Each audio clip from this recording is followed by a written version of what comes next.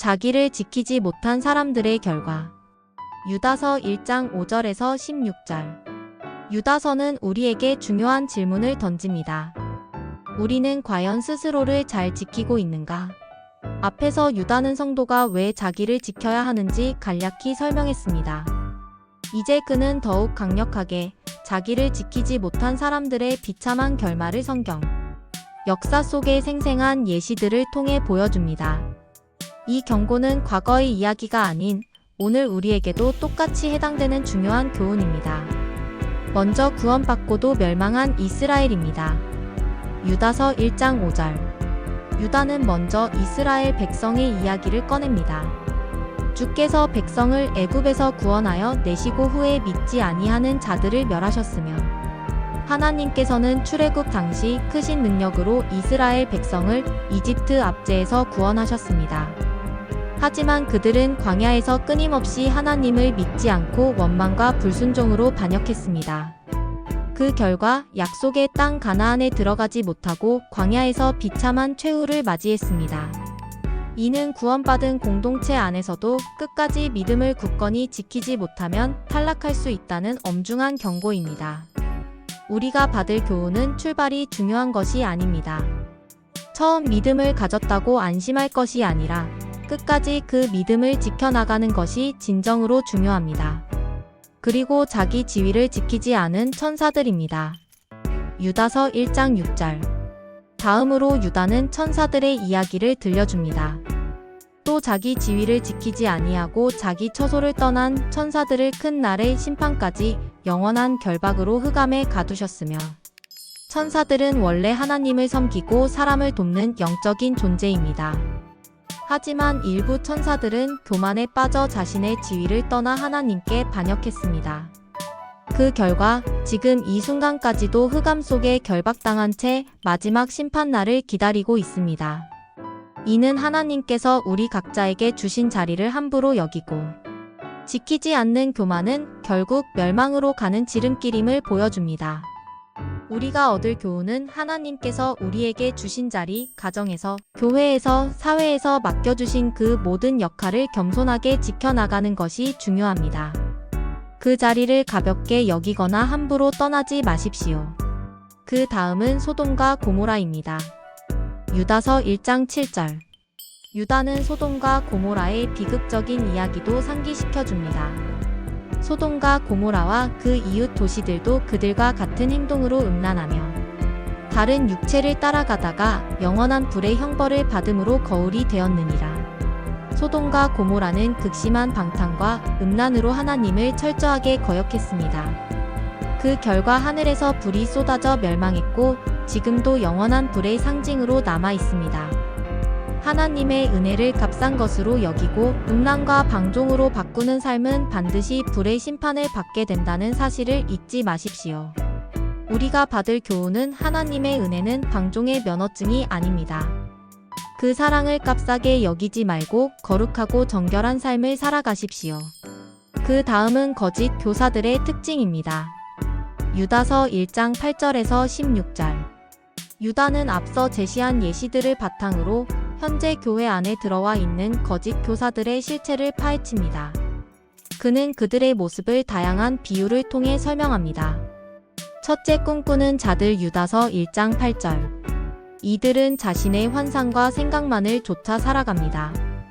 육체를 더럽히고 하나님의 권위를 멸시하며 심지어 영광스러운 존재까지 모독합니다. 둘째, 미가엘과 비교. 유다서 1장 9절. 대천사 미가엘조차 마귀와 논쟁할 때 자신의 권세를 내세우지 않고 주께서 너를 꾸짖으시기를 원하노라고 겸손하게 말했습니다. 그러나 거짓 교사들은 겸손함 없이 오만하게 말합니다. 셋째, 고라의 길, 가인의 길, 발람의 길. 유다서 1장 11절.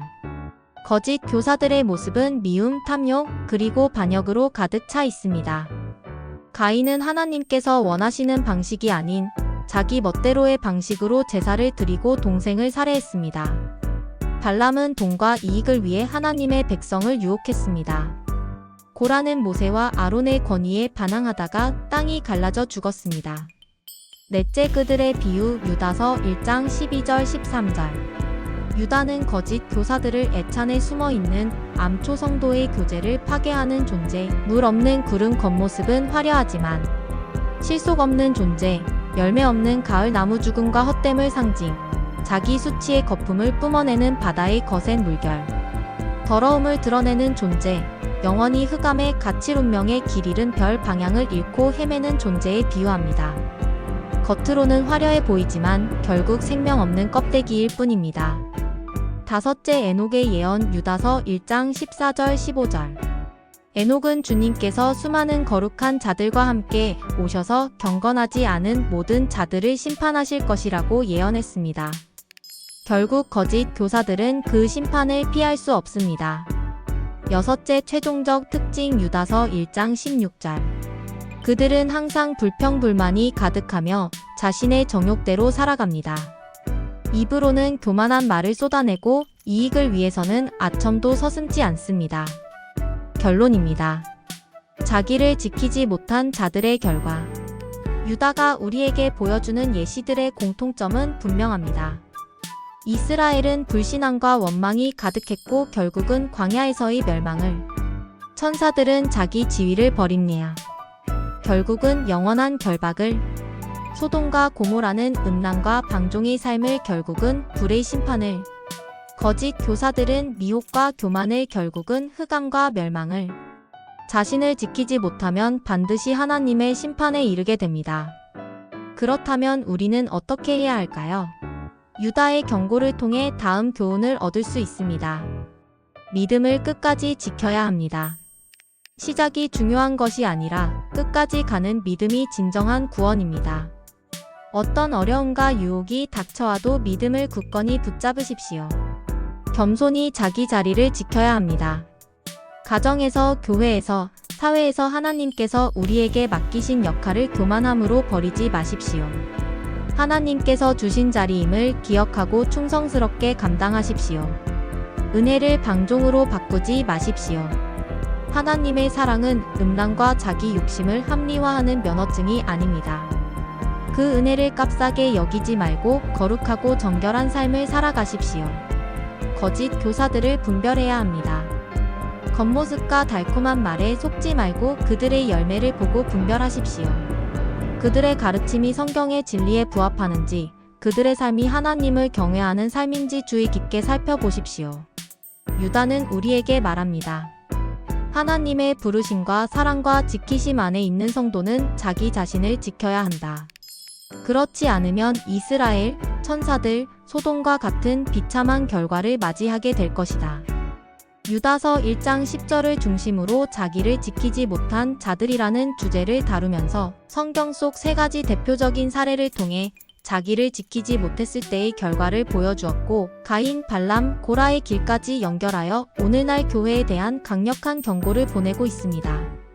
결단코 이 경고를 마음 깊이 새기고 자신을 잘 지켜 믿음 안에서 굳건하게 서 나아가기를 축원합니다. 아멘.